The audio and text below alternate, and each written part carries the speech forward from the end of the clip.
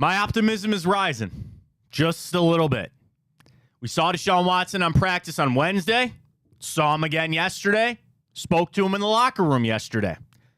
Everything seems to be pushing in the right direction for him to get back out there for the Cleveland Browns on Sunday. I've told you the importance that I am putting on this game against the Arizona Cardinals. We know the Cardinals have their own quarterback questions. Is Kyler Murray actually going to play in this game? I don't know. But nonetheless, as even Deshaun put it himself yesterday, the arrow is pointing in the right direction for him to get back out there for the Cleveland Browns on Sunday. We know when he ever takes the field, if it is Sunday, I certainly hope it is, and now I'm expecting that it will be. You know when you get out there, it's not going to be full blast, 100%. Deshaun Watson's back. We're throwing the football 50 yards every play. So there will always be a little bit of a reacclimation period for Deshaun Watson. And that's why I think Sunday would be a good game to get him back out there for the Arizona Cardinals. Yes, what this game will mean for the grand scheme playoff hunt. Yeah, the Steelers won again last night.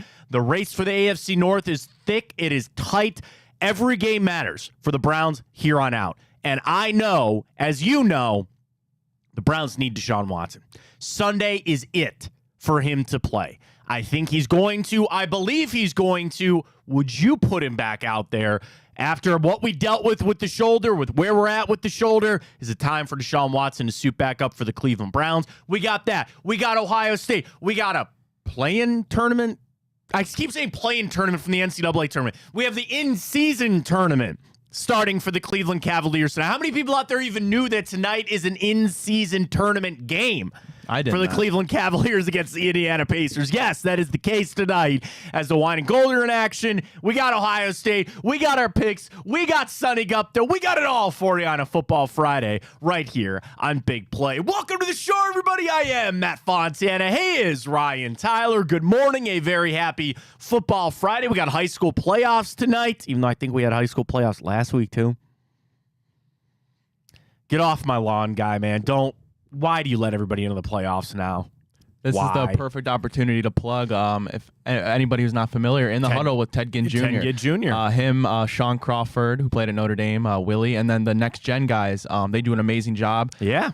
They cover high school, and I'll tell you what. Obviously, there'll never be a world where we can bet on high school football. But what do you mean, Ryan? Do you follow Reflog on Twitter? I mean, do you? True. Do you see what Reflog posts usually every Friday? So, but Next Gen Ken, Next Gen Blood, shout out them. They know what they're talking about with high school sports. So if you're into that, Northeast Ohio, go give them a listen.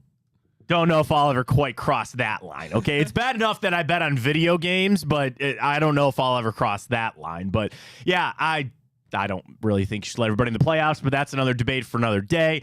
We got a lot to get to on the other side of football. We'll get to our picks with Sonny coming up. A great week for Ryan and myself last week on the selections. Can we back it up with a great slate of games this weekend, including the Browns and the Cardinals? Just to talk betting for a second, Ryan, did you see the line for the Browns and the Cardinals? It is expanded back out now. I think I saw it on. I was getting ready for the show with Tipico. I think I saw it at 8. It's up. So Vegas must be feeling like Deshaun Watson's going to play. The only way I think that line would move is if Deshaun Watson plays. I actually don't think Kyler Murray, Clayton Tune versus Kyler Murray in itself is, I guess maybe that would shift the line. But I think the line moving the way that it did tells me that is Deshaun Watson. 8. I do have it at 8. I didn't want to lie to the people. I have it at 8 for the Cleveland Browns Sunday at home. So that line moved in part because it sounds like Deshaun Watson is going to play. And as we've gone back and forth on what the shoulder injury is or how he's handling it, I've made statements that I need him to play. As a fan of this team, as somebody that wants to see the Browns have success, I just feel like time has run out. You've squeezed everything you can out of PJ Walker. And I guess this is wrong of me to say because I don't know the medical side of it. Is it actually going to get any better? Like, that's my biggest thing. With this injury, isn't there a break-even point where there is no better you can get it? Knowing that he might not ever be 100% this season, you might need the full rest in the offseason to truly get back. If he's always going to be chasing this, there's going to be some point where the chasing of it and the best you can get it are going to meet, and they are going to be equal, where this is the best version of Deshaun Watson that we will see on the field. I'd like to believe that we are finally there. With the weeks off, did he maybe re-injure it a little bit in the Colts game? We'll hear from Watson in just a second. He admitted that he wasn't ready for the Colts game and that he kind of maybe pushed the Cleveland Browns to let him play in that game. Okay, so you went out there, you took the hit, you took another game off. Are we finally at this point where this is the best that it's going to be? And I think for Browns fans, a lot of the response that I've gotten from people in the Twitter inbox, Ryan, is, well, would you put him out there if he's not 100%? And would you put him out there at 70%? And my comeback is 70% might be the best that you're going to get. That might be your new 100%. We might have to grade on a curve for the rest of the season with Deshaun Watson.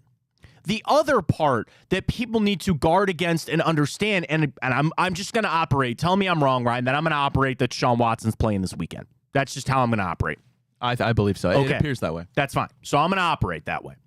So with that in mind, that will need you, me, and everybody else to grade on a curve come Sunday, to understand that it's probably not going to look just exactly like it did. Now, the smartass in me would respond and say, oh, I didn't want it to look like it did before anyway because he wasn't playing well, right? I get that.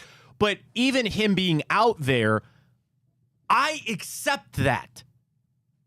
I will accept that Deshaun Watson is not going to look perfect. I will accept that he is not going to be 100% and that the offense will look different. I'm going to put that on Kevin Stefanski as the play caller to scheme up some different things. I'm going to put it on the rest of that offense to step up. Sunday will be a run game type of game. We'll talk about this in the report card coming up, the Friday report card, as we always do. We run through who the Cardinals have, who we have. Another game where it's very heavy on the one side of the Cleveland Browns. The one thing the Cardinals do pretty well is run the football. They actually have some running stats that are better than the Browns. Now, I know that's relative because the Browns don't have Nick Chubb. So this should be a running type of game. Okay, that's fine. And the Cardinals' defense, run defense, they're they're mid-pack in the league. Browns, as these weeks have gone on with this defense slipping a little bit to not putting up some of the historic numbers, one of the things, Ryan, that they've slipped on is their run defense. It's not been what it was prior. And you face some good backs and Christian McCaffrey and Kenneth Walker and Jonathan Taylor, sure. But you look at a rushing attack where that's really all Arizona's got right now is a run game. And Marlon Mack and James Conner are both on IR. So they're fighting their own injuries over there. But as Watson gets into this game, I will tell you, and we don't make our picks on Tipico, but that 8, I kind of actually don't like it. I actually would take the Cardinals and the points there because I'm fine with this being a low-scoring type of game. Understand me when I say this. There is nothing more important than winning the game. That's number one. As I make that statement, and I hope everybody listened to what I said, number 2 on that list to me is just Deshaun Watson playing. He doesn't have to throw for 4 touchdowns. He doesn't have to throw for 300 yards or 400 yards at a 15-16 average. I don't need that. If the Browns can get a win Sunday with Deshaun Watson going 15 out of 21 for 176 yards and a touchdown, that is a win on the field and off the field with Watson. That's all I'm not asking for him to come in and light it up. This is part of the process because the other thing that Watson spoke a lot about yesterday was this process that he is on. And I know there's been levels of frustration on how they've handled this process. There's been ups, there's been downs, there's been setbacks. And you understand that this isn't a linear thing. It's not just, okay, you hit points A, B, and C, and then we're ready to go. It's been an up and down thing. Well, as he's passed all these marks to this point, the next one is him getting back into the game and him getting back into the flow. And frankly, him taking hits on that shoulder. He said yesterday to Tom Withers, there's no padding to be worn here. There's no brace to be worn here. Okay, so you're out there, you're playing. Yeah, there's a risk that he could get hit again, but that is the next mark. I guess that's the way that I look at it. As this process is going on, I feel like we're at the point for Watson to get back into the game. And I don't need him to be perfect. And I don't need him to go out there and shoulder the load for this team. And the Browns are facing a team that you shouldn't need Deshaun Watson to shoulder the load. This, again, is going to be a game where I'm going to look at the defense and say, I don't want 14 points on the board from the Cardinals. And I don't think that's outlandish to do. Now, we'll talk Kyler Murray in a second. He's off the injury report.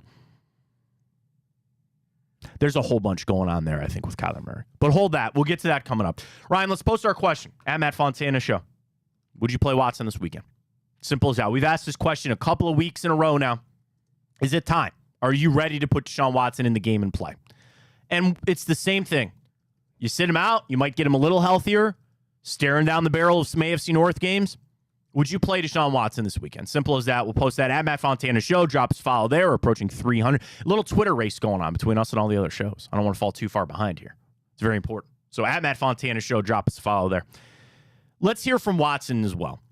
So he spoke yesterday, and as he's done, there's really not that many updates, right? There's just, where's he at? How's the shoulder feeling? The strength, they asked him about the velocity. They asked him about the zip, and he kind of had some answers about that. So we start with Deshaun Watson. This is from yesterday's sound courtesy of the Browns. How was practice the last couple of days? And then a follow-up from Jake Schroeder, ESPN NFL Nation reporter. Shout out to Jake. How was practice? And then Jake follows up. Will you play on Sunday? Here's Deshaun Watson from yesterday. It was good. It was fun. Another work day in the books. You just got to keep progressing. What chance do you think you have of playing this Sunday? I'm not even sure. Just following the medical protocols, and we'll just go from there. It goes back to the who's making the call on this thing, because we've heard our next cut up, Ryan, if you please. He talked about being not ready for Indianapolis. So the question was asked about, like, when you got back out there for Indy. Here's Deshaun Watson yesterday, thanks to the Browns. Man, we all got to be on the same page. I told the guys that I was ready in Indianapolis week, and that was my decision. And look, I wasn't ready.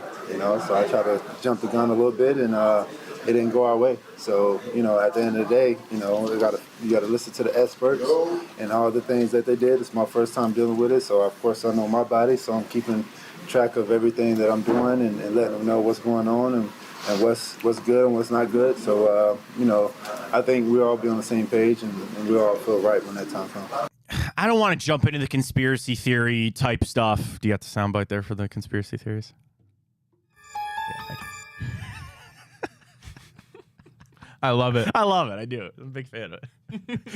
It's to the, is he medically cleared or who's giving the final say? Yes, a part of this was Deshaun Watson saying, my shoulder feels good, I'm going to go. Hearing him say that he was basically the final call for Indianapolis makes me believe that this is, again, in his hands. That the coaches are watching him, the medical people are watching him, but at end all be all, this is going to fall back on Deshaun Watson if he can play or not. And that's okay, great. He knows better than any of us. And I just believe he wants to be back out there, so he will. To play that game of who's going to give final say or all that kind of stuff, then that starts he's medically... Remember that just a couple of weeks ago? Well, he's medically cleared. He's medically cleared. Why isn't he playing? This isn't a pain tolerance thing. We had a lot of Twitter MDs. Oh, my God. And tell this, us their opinions dude, on that. We've been through a lot as Browns fans, and I know that. And this story is far from written. There's a lot of chapters to go in this.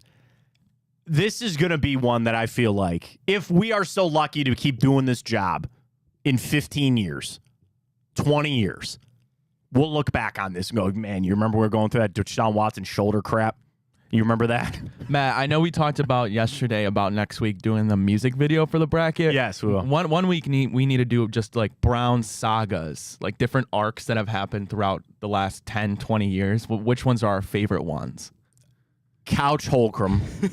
OBJ's dad, Manziel, Baker, the drafting of Kellen Winslow over Ben Roethlisberger because you signed Jeff Garcia. Shout out Blake and Greg Williams. Come get some. The AJ McCarron possibility. I mean, the list goes on and on, Matt. Oh, yeah. Yeah. Josh Gordon. You had what could have been the best wide receiver to ever play the football game here. Yeah, no kidding. Ever play a game here. A minor one, I don't know, it just popped in my head. Brock Osweiler. They traded for him just for the pick, and then he had to go through all of camp, and everybody's asking him, like, you going to play or are you going to be the backup? And he's like, I don't know. And then they just cut him right before camp. Oh, what's his face? That was a good one. Was it a good one? The receiver out of Florida, Callaway. Antonio Callaway had some off-the-field problems, certainly. Had to deal with him a little bit. That might be that might be a whole March Madness 64-team bracket. Trent Richardson. I mean, yeah, it adds up. You know, Kyle Shanahan in the PowerPoint. Oh, that might be a number one seed right there, man. What I wouldn't give, I might have to put that on Blake and Greg. There is no way that they don't know Kyle Shanahan. Do you think Kyle Shanahan still has that PowerPoint saved somewhere? I'd keep it. I'd have it somewhere on a flash drive. For those that don't know, Kyle Shanahan, who's now arguably the best coach in football, was here as the offensive coordinator.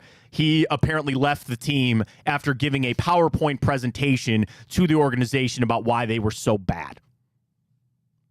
You know, Mike McDaniel's on that staff too. Yeah, wide receivers coach. Yep. And that one clip of Johnny Manziel running that illegal formation play where he catches it, like he pretends he's talking to the coaches. Man. We actually had that play in high school. We had that play lined up in high school where you'd sneak a guy on the sidelines. So our play was this at beautiful, fabulous Brunswick, Ohio, Brunswick High School. My Blue Devils have been down a little bit. Shout out to Coach Pinzoni. I love him very much. So we had a play at Brunswick for a onside kick. So the play was everybody would line up normally. And then we had one guy that would stand on the sidelines. And he was our best player. His name was Dustin Zlaskowicz. Dustin is the best football player that I've ever played with. He was amazing. He was so good. A DB, wide receiver, running back. He did it all. So what we do is we would line up. Dustin, who's probably one of our fastest guys, he would stand on the sideline. And then we would crowd around him, or have players crowd around him. We'd all put our helmets on so he would blend in with us, and our coach would stand there and look like we were talking to Dustin, and then they would kick the ball towards him, and he would run and try to grab it as the onside kick. So the Browns, you get it? We would line everybody else up on the other side. He would be standing by himself on the sideline, kind of like this, like looking at the coach. And then the other part of it was he didn't even look at the field. He'd be looking somewhere else, and we'd all have to yell, go, when the ball was kicked, and then he'd run and try to grab it. But I don't know if it ever worked. His body, like, isn't that the rule? You have to be like square to the line He was facing the field, but he was like turning his head. Yeah, okay. I don't think it ever worked. Okay. But the Manziel one was the same thing. They ran a play. Manziel was standing on the sidelines talking to Shanahan, and what happened? Kyle Shanahan, you could see on the clip, he yells, go, and then Manziel starts running. So yeah, there's a lot of things that we've gone through. And I feel like the Watson shoulder saga that we've gone through, it's not quite to the other levels. And the other thing, to even kind of go to Sunday, and this is part of the reason, truthfully, why I want Watson to play. I want this thing to be over. I do. We've all wanted this to be over. Watson didn't want to get hurt. The Browns didn't want him to get hurt. But we want this to come to an end. And you and me and everybody knows it will never come to an end until he gets on the field and actually starts winning and doing the things that we expected for Deshaun Watson. Again, off the field and contract, I'm not talking about that. You still traded for a franchise guy that when he showed up here, everybody had a little belief like, okay, this might finally be the guy to take us where we want to go. So it's the wanting of that. That's truly where I'm even at with Watson's injury. I want the injury to be over so we can get back to what I want, and that is winning football. And talking about football and starting to believe in all the things that we hoped were possible when you got Deshaun Watson. And yes, everything else on the other part of this team. This isn't Watson when he was with the Texans that one year where you had nothing else. I know that this team is built. I know that there's talent all over this field. And I feel like we're just being held back by it. It's by nobody's fault, but we are being held back. I want him back out there so I can just turn all of our attention back to trying to win and make the playoffs and make some noise when we get there. And this is the hurdle that we have to get over. Now, when it's all said and done, I talked about doing this show in 20 years, Ryan. When we all look back on this, we will have perspective. We will know how it played out. And if it all led to a Super Bowl, then, oh, yeah, man, we could laugh about it. Ha, ha, ha. Oh, man, that was such a tough time.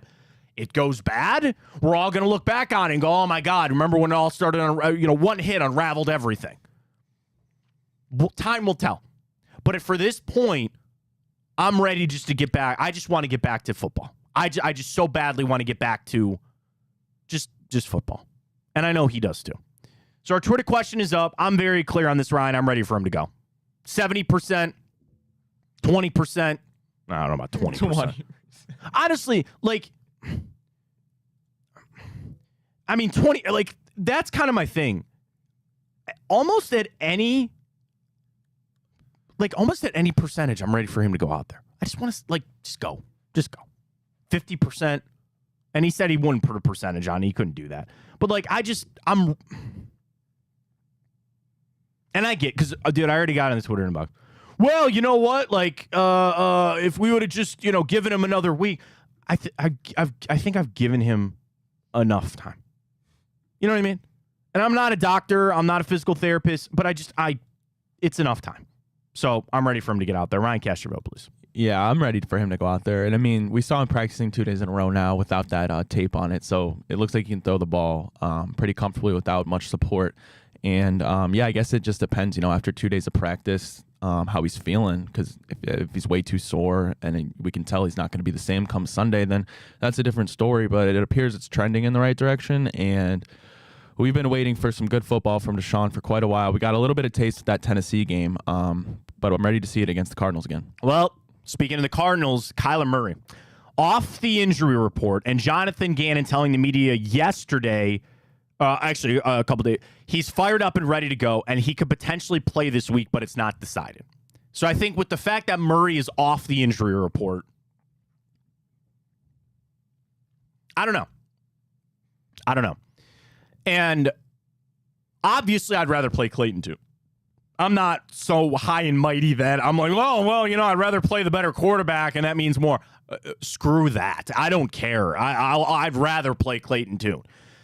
Even with Murray, like, coming off the ACL, we know that his legs are one of his most powerful weapons. And, like, let me ask you this, and maybe this is another question we can post at Matt Fontana Show. Would you be concerned if Kyler Murray played? Would you be worried? Would that as a fan going into this game, if they announced later today that Kyler Murray was going to get the start for the Arizona Cardinals, would you actually be worried about that? I'd like to sit here and say I don't think so, because he hasn't played in a year. Frankly, he doesn't have very many offensive weapons anyway. He's got Hollywood Brown. That's about it. Yeah, they are a team that runs the football a lot. They could try to take a little bit of pressure off of him. I don't know. Like, if I had to pick an answer, am I worried if Kyler Murray started? I would probably say no. And my point would be, he wasn't looking all that great before he got hurt. There was a lot of, and I know it's a different regime and different things were going on there with Cliff Kingsbury, but he hasn't played. He wasn't playing well when it was before, and I just don't see very many other playmakers out there. The other side would be what hell that would be if he started somehow and then just lit us up and we lost the game. Like, I don't even want to think about that. I guess there's always that possibility.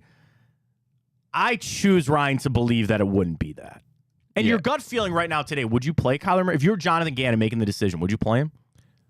So, I don't know. Like, you have the argument of obviously you're on the road against the best defense in the NFL. We'll still call him that. In the dog pound, so I don't know. That's a tough call, especially off that ACL, and we have that disgusting pass rush. So, I don't know. But at the same time, I wouldn't necessarily be worried. I don't know if that's the word I would use. Obviously, I'd rather see a fifth-round rookie make his first start against us. I'd feel more comfortable, but I'm still not really worried about Kyler Murray coming off not playing football in a year. Can you hit our conspiracy theory drop there for a second for everybody? I look at the updated NFL draft order. The 1-7 Arizona Cardinals have the first overall pick. There are quarterbacks in this draft, Ryan, that are worthy of the first overall pick. Say what you want about Caleb Williams on he's not going to win the Heisman and all that. There are still NFL scouts and NFL people that believe he is a, quote, generational talent. There are people in the know that still believe Caleb Williams is it. What was the story out of Arizona? this entire offseason, they might be ready to move on from Kyler Murray. Now, they are in the pickle of all pickles because he signed that contract extension. I don't even want to think. Well, I'm going to look it up right now. Kyler contract. He signed a 5-year, $230 million deal. $160 million guaranteed. I go to over the cap. They are... So here's the point. After next season, there is no more guarantee. No, there's got to be more guaranteed money. On over the cap, after next season, they have no guaranteed money. They've got workout bonuses, roster bonuses, a prorated bonus. So this has to be guaranteed money. Anyway. And of course, his cap hit next year is $51 million, then $45 million, then $55. I mean, so it's a lot of money. And maybe that's a story for Jack Duffin to talk about in future time. Not really my problem. It's Arizona's problem. But that's still been kind of the rhetoric that we've heard with Arizona, that they might be ready to move on from Kyler Murray. Well, then why would you screw up any chance that you have to draft Caleb Williams or at least have the first overall pick? Arizona is a rebuilding team. And the first overall pick would certainly, even if you wanted to say, we're going to draft Marvin Harrison Jr. for him, or we'll trade back. Like, they are a team that is in desperate need of the first overall pick. I say that and you go, well, what team isn't? There are some teams that already have their established quarterback, right? There are some teams that you already have your quarterback. So the first overall pick is nice, but a lot of times you can trade that down and go get an edge rusher or go get a wide receiver or some other position. And Arizona, I think, is in the, I don't want to say perfect position because it's a really bad position to be in, but they could do any of the above. They could come out and double down and say, you know what, we do think Kyler Murray is it, and we're going to go all in on him. Well, yeah, of course. Having Marvin Harrison or having some top edge rusher, that would help our team very much. So you want that pick. Conversely, well, you know, we'll take Caleb Williams and we'll put Kyler Murray on the trade block. Those are all decisions that Arizona has to make. But nonetheless, they need that first overall pick. They were in prime position for it.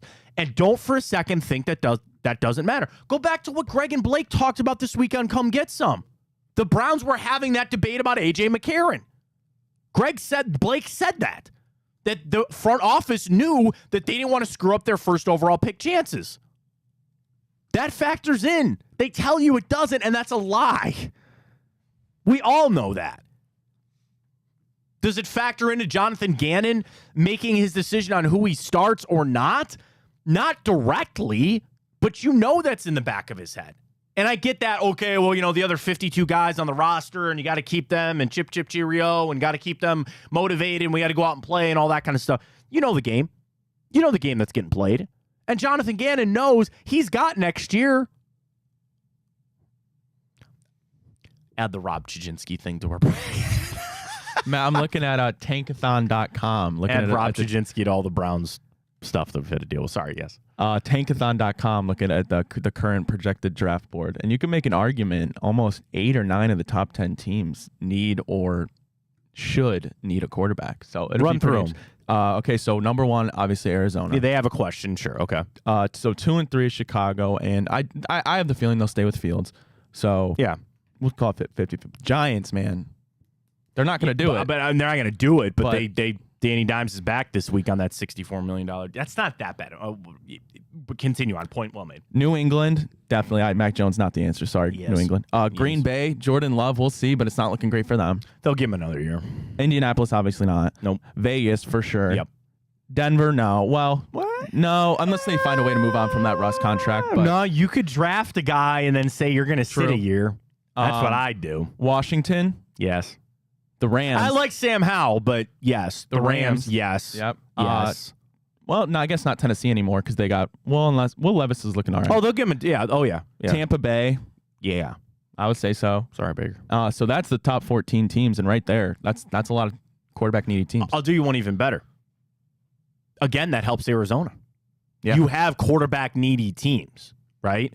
And it more syncs up with the fact that you have a draft with quarterbacks worthy. Yeah. You know what I mean? Like, this isn't a year where you're looking at Blake Bortles and you, oh, crap, we're in a lot of trouble here. There are 3 or 4 guys that should go in the first round. Caleb Williams, Drake May will be up there. I see J.J. McCarthy in a lot of first-round mocks as well. And then you got possibly Penix and Bo Nix. Sure. Yeah. Oh, yeah. Yeah. So, I mean, that's the perfect storm. So that's where, as Arizona, that factors into this weekend, right? Like, if you would start Kyler Murray or not. You and me and everybody knows Kyler Murray would give the Arizona Cardinals a better chance to win against the Browns on Sunday than Clayton Tune. The thing is that what Arizona wants? On top of, Kyler Murray, I guess my thing is, are you really going to start him after a week of practice? And I know ACL injuries have just become kind of the norm. They become Tommy John surgeries in baseball, where they are so many done and they have this down to a science and they know exactly what they're doing, and guys come back sometimes just as good as they were before. Where, ACL injuries 30 years ago, you were done. There was nothing to be had. Achilles injuries, you're done. Now Aaron Rodgers kind of come back in 5 months. I understand all of that. I'd have a really hard time pulling the trigger on Kyler Murray after 3 practices.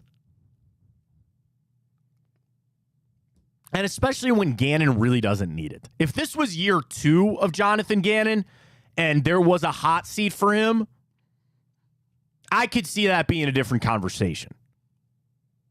I don't know. I maybe it's me trying to project this. Maybe it's me trying to push this, that I want Clayton Tune to play over Kyler Murray. Gut feeling reaction, call your shot right now. Is Kyler Murray play Sunday? I'm going to say it's going to be Clayton Tune. Okay. I will too. I will put that out there. Let's flip over to some basketball. We'll keep going with the Browns because coming up we have our Friday report card. We'll get to our picks. Cavs back in action tonight. Ryan, you didn't even know this is the game 1 for the Wine and Gold in the NBA play-in tournament. There's a little bit of news that came out for this play-in tournament that now the coaches are going to get paid for this. So the NBA in-season tournament is something that will be introduced for the first time this year. It was announced in the offseason. Let me break down the format for everybody, because you might be saying, like, well, wait a minute. Does this game count for the regular season? Why the hell does the court look all weird? Well, the first thing you'll notice is, and I do think this is a good idea from the NBA, when they play in-season tournament games, they will play on a different court. And if you haven't seen the courts, some of these are like vibrant neon green. I mean, they're crazy. The Cavs court's the only one that looks semi-normal compared to all of them. So the whole point is that when you watch the game, you know that this is an in-season tournament game. So here's how this works. It's a similar in-season tournament to European soccer. There are 6 interconference groups of 5. There are 3 groups in the East and 3 groups in the West. On Tuesdays and Fridays in November, there will be group games for each of the other teams in their pool. You will have 2 games at home and you will have 2 games on the road. These games count towards the regular season, but then they also count towards pool play in the in-season tournament. Then 4 teams from each conference will advance to a single elimination tournament. The 3 pool winners, in addition to a group runner-up as a wild card from each side. The semifinals and finals will be in Vegas. For the tournament, every player that wins gets $500,000. Runners-up get $200,000, $100,000 for each of the semifinal losing teams, and then $50,000 for that. Here are the groups that you will have to play. The Cavs are in the Eastern Conference Central. So they will play the Bulls. It's basically just the conference. The Bulls, the Pistons, the Pacers, the Bucks, and the Cavs. So game 1 is tonight against the Pacers. You will play the Pistons. You will play the Bucks. You will play the Bulls. Whoever has the best record when it all shakes out, they move on to this in-season tournament. That's how this lays out. So it starts tonight. Now, how do you like the new court? I like the Cavs court. I put it up on there. Oh, for yeah. Those who Thank you very much. Great job. So I hate to put this on you for a second. Can you pull up the Pelicans court for me real quick? Yeah, absolutely. Go look at the Pelicans court. So keep up the Cavs one if you don't mind. Take me out of this. I don't need to be in this shot. Stage left, please. All right. So there's the Cavs one. That looks great. Let's leave that for the whole show. Yeah. I mean, it looks pretty cool. I guess it was a little Playhouse Square inspired there to go with it. It looks like a basketball court. Do you know what doesn't look like a basketball court? The one that Ryan is about to pull up. The New Orleans Pelicans one. Dude, what are they doing? How can you play basketball on this court? Here we go, Matt. Here we go. How do you... What is that? Green and purple? Smoothie King. Smoothie King. I love Smoothie King. You're going to play on that court? That's crazy to me. Some interesting colors. Very much so. I don't know, Matt. It's wacky. It is wacky. I mean, I don't really care. To the question about how does anybody feel about the in-season tournament, I don't really care. I don't. Like, do I want these players to get $500,000? Do they win it? Sure.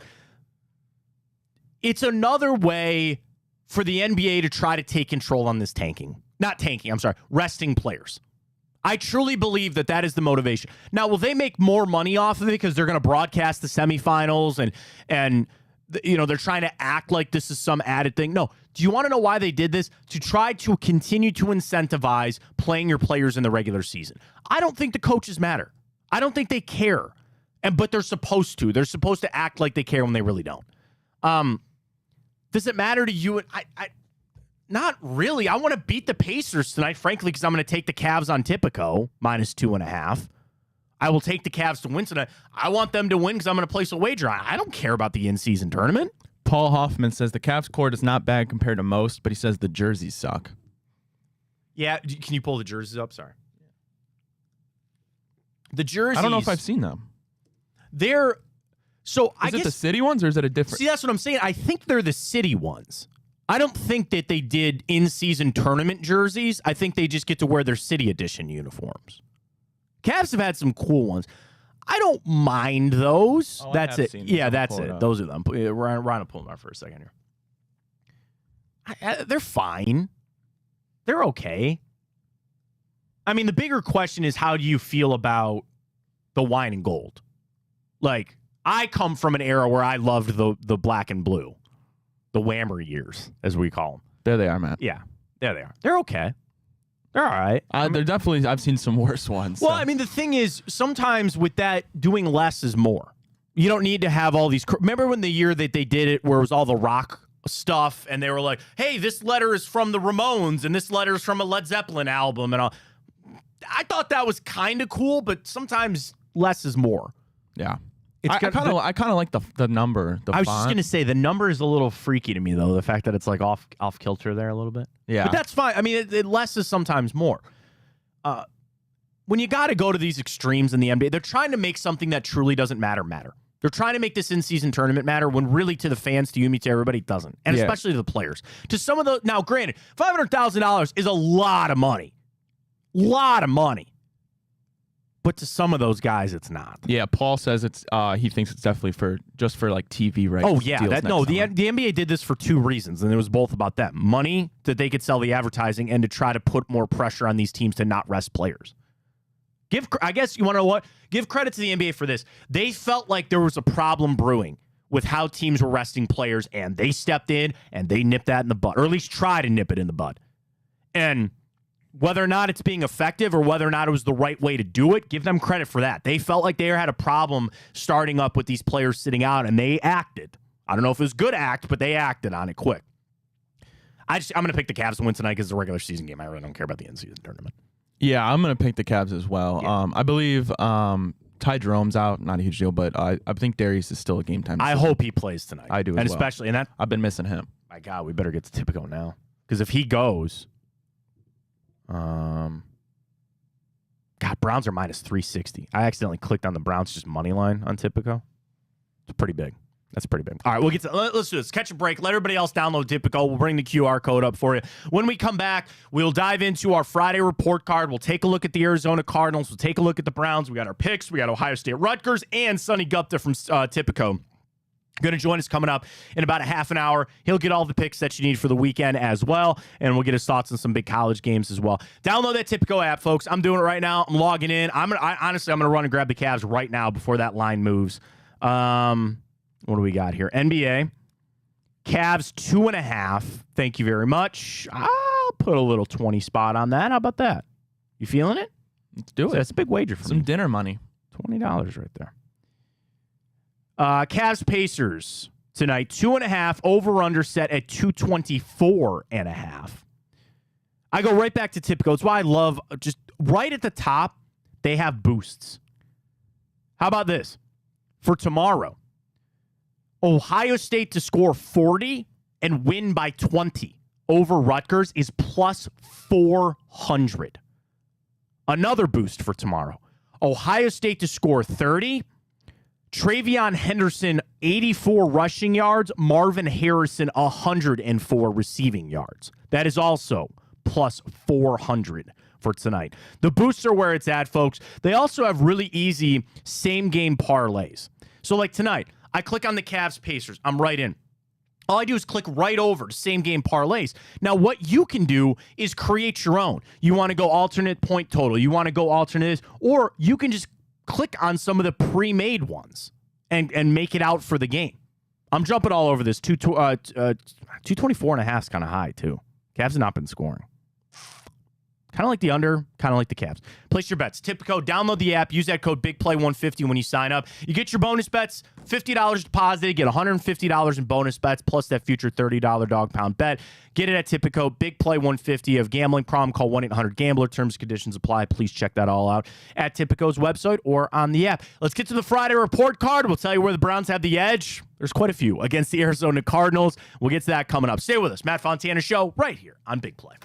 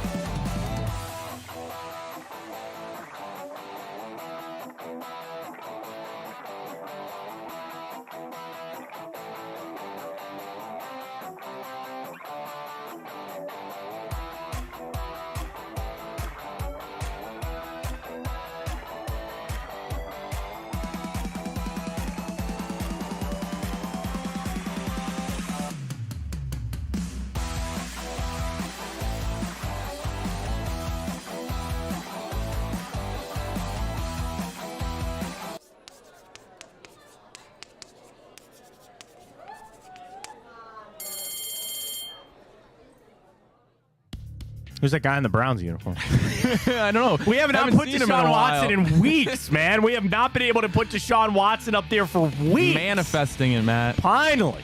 Let's get to the Friday report card, as always, right here on the Matt Fontana Show. Welcome back. We'll take a look at what the Browns got. We'll take a look at what the Arizona Cardinals got. We start with the quarterback, and we are going to put this out in the EFO, so we're going to probably get a little bit of goodwill here that Deshaun Watson will play. You see, in his time this year, 81 quarterback rating, 62% completion percentage, 4 touchdowns, couple interceptions. I think the interceptions probably are the biggest knock on Watson. There were just some throws that they make your skin crawl, right? There's not much to read into with Watson because you just don't know what he's going to be. Arm strength, the velocity, the zip, all that. What is he going to have for down the field throws? We'll see. Then you flip it over to Clayton Looney Tune. If he starts, he has 1 career pass in the NFL. So I guess if you want to look at it, Ryan, he's completing 100% of his passes. Good for him. He's a 5th-round pick out of Houston this past year. Jeff Driscoll, because Kevin Stefanski mentioned Driscoll as a guy too, so they signed Driscoll this week. By the way, I always thought, remember when he was at Florida? There are a lot of people, Jeff Driscoll, man, he's going to turn Florida around. Not really. He ended up transferring out of there. If they go with Kyler Murray, you're going to have more tape on him. You've played Kyler Murray before, but also, is he going to be the same Kyler Murray? That is one kind of curveball in all this. You really have to prepare for 3 quarterbacks, and they're all different in their own right. Kyler Murray, a lot of tape on, a lot of a starter. Jeff Driscoll, a lot of tape on, but just as a backup, not very good. And then here's Clayton Tune, who's got jack squat nothing for you to look at. You go back and watch Houston tape on him. It's a tough job. Tough job for the coaching staff. But very clearly here, and I would say this, that if P.J. Walker was starting, I would still give the edge to the Browns. P.J. Walker over Clayton Tune. Now, Kyler starts. Wouldn't that be something? Yes. Injured Deshaun Watson, injured Kyler Murray. So right now, if it was Deshaun versus Kyler, how close of a gap would you put between that? Close, but I would still give it to Watson because he's actually played this year. That's fair. That's fair. Now the question is, as much as Kyler runs, his arm is fine. Yeah. Deshaun Watson can run. It's just his shoulder. If you're asking me which injury I'd rather have, I'd actually probably almost rather have a leg injury at this point. It's the shoulder. You got to be able to throw. We'll give the edge to the Browns here in quarterback because we are kind of trying to put it out there that Clayton Tune will get the start. Move on to our other positions here on the Friday report card. Browns. Love to see it. Love to see it. There's not much going for the Arizona Cardinals. We start with head coach Jonathan Gannon's in his first year. And I'm sorry to say, Cleveland guy, Ignatius alum, he's going to have an uphill battle there. I think he bought a lot of goodwill when they beat the Dallas Cowboys, and that was a big uplifting thing. There are reports coming out that the players are buying into Gannon, and they're fighting hard for him. That's always the biggest hurdle for a new head coach. So, I don't really have for or anything against Jonathan Gannon. They're in the NFC. Best of luck. I don't know. You're in a bad situation. Usually as a new head coach, what do you come into a bad situation because they just fired their old coach? Right. I don't know how successful it'll be. I question defensive head coaching hires, but very clearly this is Kevin Stefanski on the head coach side of things. Yeah, I agree, and it's not much that we can judge on with Gannon, although I think it's a pretty agreed upon opinion that he does have his guys playing hard, and just came from a Super Bowl contending team that you can clearly tell they're missing a step without him. So I think that kind of goes in favor of Gannon doing an okay job with a tough job to go there and try that, not rebuild, but not great situation there in Arizona. Now this one, Ryan, could actually be one that people could question, is wide receiver. Let me tell you about the Arizona Cardinals receiving corps. Marquise Hollywood Brown, 38 receptions, 416 yards, and 4 touchdowns. One of the bigger stories for the Arizona Cardinals is the not resurgence, but Trey McBride, who has come in as their tight end. Zach Ertz is out. He's on IR. McBride, 25 catches, 265, and a touchdown. Michael Wilson, second leading receiver. He's got 400 yards and a couple of touchdowns. And then Rondale Moore, I'll tell you about DeMarcado, their new running back, in a little bit. But Hollywood Brown, Michael Wilson, and Trey McBride as your top 3. I go over to the Cleveland Browns. Amari Cooper's got 478 yards. They don't have another 400-yard receiver. They have 2 for Arizona. McBride, 265. David Njoku, 293. And they both have a touchdown. Here's the craziest thing, Ryan. Marquise Hollywood Brown has 4 touchdown receptions himself. The Browns only have 5 as a team. Yep. And 1 of them is to a wide receiver. Jerome Ford has 2. Harrison Bryant has 1. David Njoku has 1. Amari Cooper has 1. Marquise Hollywood Brown has 4. Michael Wilson has 2. So their receiving corps has 6 touchdown receptions. Ours has 1. Yes, we traded away Donovan Peoples-Jones. I could make the case that this should be Arizona. Strictly from a pass-catching thing. Yeah. And have they had relative better quarterback play, I guess, with Dobbs versus like Walker and Dorian Thompson-Robinson, but they might have a better receiving corps. Matt, call your shot now. Is the Browns receiver getting a touchdown this week? Yes, I'm going to go with Elijah Moore. Oh. So, I like okay, but Elijah then Moore. I ask you that. Is it going to be like a jet it'll be sweep pass. thing? No, It'll be it'll an be actual pass? Okay. They don't run this a lot, but on the goal line, I always love the flat slant combo. 2 receivers to your right, Moore in the slot, Cooper outside. Cooper runs the slant to do the little semi-pick, and then Moore jets out to the flat. I love that. And then especially if you roll Watson that way, becomes like a sprint out. I don't know why the Browns don't run that more. Yeah, and then if you're on the 1-yard line, right, and you're in shotgun, and then they do the jet sweep with, I'm assuming it'd be Elijah Moore in this, and they do the little tap forward. That's a pass, right? Yeah. Like that little jet. The jet sweep on the goal line, I used to love it because I would say just go pylon diving. I see it more in the NFL now, and when that gets strung out, that can be a really hard play to score on. Yeah, I agree. I go back and forth on that. So we gave the edge to the Browns wide receivers, but it might be Arizona. I think for me, the main factor is just Amari Cooper is, I think, clearly the best receiver on the field in this game. And Marquise Brown has shown flashes of greatness, but I don't think you can compare him right now to how good Amari Cooper's been this year. To the running backs, the top running back for Arizona, James Conner, 364 and 2 touchdowns. He's on IR. He's out. The best rushing for Arizona came from Josh Dobbs. He's not there anymore. He was their second leading rusher. He had 3 touchdowns, but the new story is Amani DeMarcado. He has stepped into the role of their starting running back. By the way, he's got a questionable designation as a rookie. Last 2 weeks, he's put up 78 and 58 yards, but has not scored a touchdown in the last couple of games. This is the Browns, even for just Jerome Ford and Kareem Hunt. They're better than Amari DeMarcado. I'm sorry, they just are. The thing that's interesting about the Arizona Cardinals, and I want to go back because I thought this really stood out to me. As far as the rushing attack goes, this game will feature 2 of the NFL's top-ranked rushing attacks. Cleveland ranks 2nd in the NFL in rushing yards per game at about $148. Arizona is 4th at 137. The 2 teams have combined to have 8 players who have rushed for at least 100 yards this season. Then I talk about some of the big play runs that Arizona has had. 10-plus yard runs in the NFL. The Cardinals and the Browns are tied for 4th at 29 rushes for at least 10 yards or more. Baltimore leads the NFL. Runs of 20 yards or more, Arizona is tied for 1st with Miami at 13. So they can gash you. Again, DeMarcado's not a guy that necessarily I'm afraid of. But just get ready for this game on Sunday. Arizona will want to run the football. That's what they're going to try to do. Just be ready for it. Browns certainly have the edge there. We go to the offensive line for the Arizona Cardinals. Nothing really up front. Will Hernandez, their right guard, is their best graded offensive lineman. I remember I wanted him on the Browns a couple of years ago. Was he a 2nd-round pick? Yeah, 2nd round, 34 overall at a UTEP. I remember him coming out. Old friend Yelda Froholt is their starting center.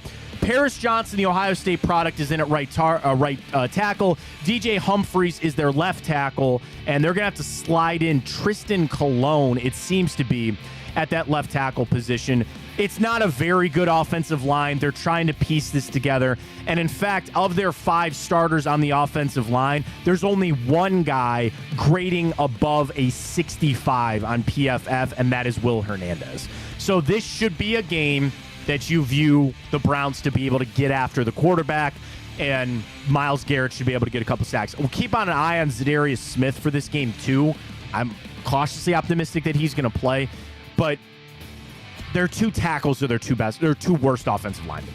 So that probably bodes well for Myles Garrett. Yeah, easy line here for the O-line, I should say. Yeah, and it was good to see yesterday both DeJuan Jones and Jed Wills were back at practice, so they're trending to play, which will certainly help Deshaun and the Browns. I want to look this up. I apologize, because it always just kind of pops into my head. I want to see sacks allowed.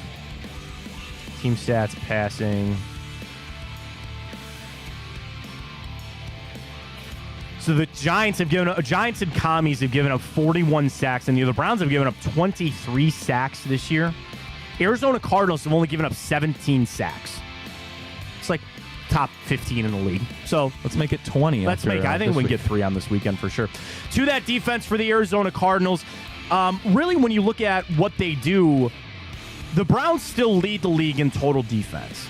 As far as total defense, Arizona's like the 10th worst. They give up 355. The thing is, we talked about the Browns' rushing defense. Where Arizona really struggles is stopping the run. So you would believe that they would be able to kind of have their way. There's nothing that the Cardinals really do well on defense. They're middle of the pack when it comes to passing. You should be able to run. The biggest question that I look at is the sacks. So here's another stat that comes out.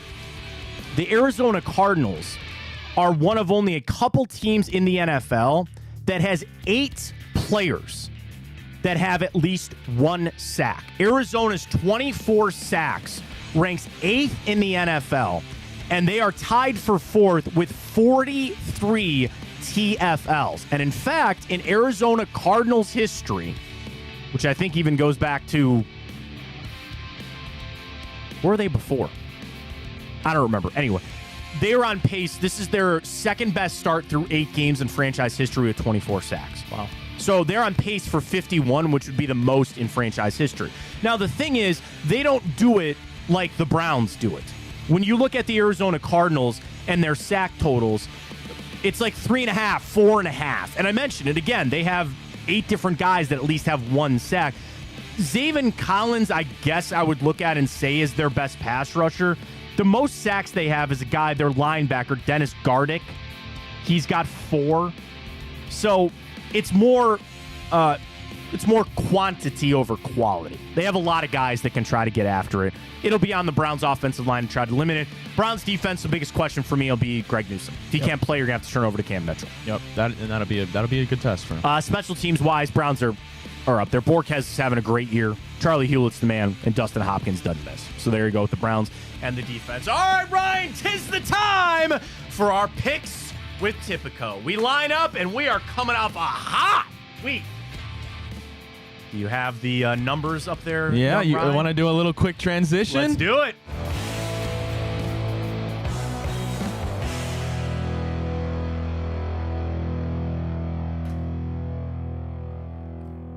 It is time for us to go around the league. Impressive. 55-31. I know, it looks like a 7. I want to let everyone know that's a 1, not a 7. It's a 1. 31 there for Ryan. We had quite the week last week on our NFL picks because, Ryan, you and I both went 10-2-2. Our first 2 pushes of the season happened just a week ago. So we'd come in this week. You see the records up there, 51-39-2 for me. Ryan comes in at 55-37-2. All right, we start with yet another overseas game. The interesting thing is, Ryan, this game is in Germany, in Frankfurt. I've already had some players come out and voice their displeasure with this game. But here we start with the Miami Dolphins and the Kansas City Chiefs. I've got this as the Chiefs as a 1.5-point favorite. This one is interesting to me because technically the Chiefs are the home team here. This line opened at 5.5 for Kansas City. They fall to Denver, and the line moves all the way to 1. It is an over-under of 51.5. Let me give you some trends here. Miami, 9-2 against the spread their last 11 games. They are 4-2 against the spread their last 6 games against Kansas City. Now, again, this is on the road because this is technically a home game for Kansas City, but I bring up the road stats because this is truly a road game for both of them. Miami is only 2-7 straight up in their last 9 games on the road. They're only 2-4 against the spread with their last 6 games when they're on the road against Kansas City. You flip it over for the Chiefs, 5-2 against the spread their last 7 games, 14-2 straight up in their last 6. And again, it's home, but it's not really, so I'm not going to bring that stat up there for Kansas City. 1.5 public money on this game. It is 78% of it on the Kansas City Chiefs. And I'm going to roll with the Chiefs again here. I think they want a little bounce back here. I'll take KC. Ryan. Yeah, I'm going to take KC as well. I'm not going to read too much in that Denver game. Every team has a game that they shouldn't lose at all, and they do. It happens. Dolphins still waiting for that marquee win. They've just beaten up on bad teams all year. So I'll take the better team, the better quarterback, the better defense in this one. I'll go Kansas City. Two teams kind of floundering a little bit. 3-4 each for the Tampa Bay Buccaneers and the Houston Texans. This game is at Energy Stadium in Houston. This line opened at 2.5. It has stayed at 2.5. Tampa coming in, they've lost 3 straight after they lost to Buffalo last week. For Houston, a little bit of a shocking loss against Carolina, if you want to call it that. It is Texans, the customary home 3-point favorite. Tampa Bay coming in, they are just 5-10 against the spread their last 15 games. Tampa's only 1-4 straight up in their last 5 games against the Houston Texans. You flip it over for the Texans, they're covering right now. 4-1 against the spread their last 5 games, but they're only 2-8 straight up in their last 10 games at home. How about this, Ryan? The Houston Texans are 0-5 against the spread their last 5 games when they are the favorite. Public money 50-50 on this one. 3 Houston. My gut said the Bucs because I just don't know if I trust the Texans to cover. I'll take Tampa Bay. I'll take them to cover in the points. Ryan. Yeah, I'm going to ride with you on this one as well. Texans without Laramie Tunsil, or most likely without him. And I think Devin Singletary is going to get the start because Dameon Pierce is hurt as well. I've been riding with the Texans a lot this year, but I'll ride with Baker in Tampa. What if we heard about Matt Stafford this week? Rams travel to Lambeau to take on the Packers. 3-point home spread favorite here for the Packers. He's got that UCL thumb injury after he smacked it on a helmet. The other thing is he's got a rib injury, too, for Stafford. So I don't know if he's going to play in this. I don't think it is. I think it's going to be Brett Rypien. Oh, God. Rams are 3-5. Packers are 2-5. The spread opened at a pick'em and is now the 3 for the Green Bay Packers, probably because of that. Packers are starting to flounder just a little bit. They've lost 4 straight. Rams have lost 2 straight. Start with the Rams on some trends here. Rams are only 5-14 straight up in their last 9. How about this? The Rams are only 1-8 straight up in their last 9 games against Green Bay. They are 0-9 against the spread their last 9 against the Packers. And the Rams 2-9 straight up in their last 11 games on the road. Their last 5 games in Lambeau, they've not covered for the Rams. Green Bay, I wish I felt better about them. I just don't. 1-4 against the spread their last 5. 1-5 straight up in their last 6. I'll take the Packers in this one just because I think the Rams they're about cooked. So I'll take Green Bay minus that 3. I'll actually, we'll have our first differ here. I'm going to take the Rams. Okay. Although, obviously, Trust me, I don't feel good about the Packers either. And it is in Lambeau, which we know is historically a very difficult place to win. However, those stats did come with the majority of Brett Favre and Aaron Rodgers. So, but they might be without Puka Nacua. He was pretty limited in practice. But Packers might not have Jair Alexander, arguably their best defensive player. So, this is kind of honestly a pick-me, even though the spread's -3, but I'll roll with the Rams in this one. 57% of the public money is on the side of the Packers. One of our biggest spreads of the week, and it goes to the New Orleans Saints, but it's more about the Bears. This is at the Superdome. Saints coming in 4-4, maybe a little rejuvenation there for the Saints. We know for the Bears, they will not have Justin Fields yet again. This game opened at 4.5. It is all the way to 8.5. Chicago, 2-16 straight up in their last 18 games. They don't play the Saints well either. Chicago, 2-5 against the spread their last 7 games against the Saints, and they have not won in their last 7 games against New Orleans. Chicago Chicago, 1-7 against the spread on the road. The Bears are 1-6 straight up in their last 7 games at the Superdome. New Orleans, dude, 2-6-1 against the spread their last 9 games. 0-5 against the spread their last 5 games at home. It's 8.5. I don't like it at all. 70% of the public money is on the Saints here. I'll ride New Orleans, but I don't like it. Yeah, this one's tricky. I like it at 6.5. I would like it at 6.5 a lot more too, but It's not the world we live in. Tyson Bagent magic. I'm not sure it really lasted very long. The one game, I'm not sure it's going to get resparked here. Saints are so happy Alvin Kamara's back. That and I really am starting to, like, the Saints are going to start turning this thing, I think, a little bit. Watching that game last week with them, yeah, Kamara, you still have Michael Thomas, you have Chris Olave. They're mixing in Taysom Hill a little bit more.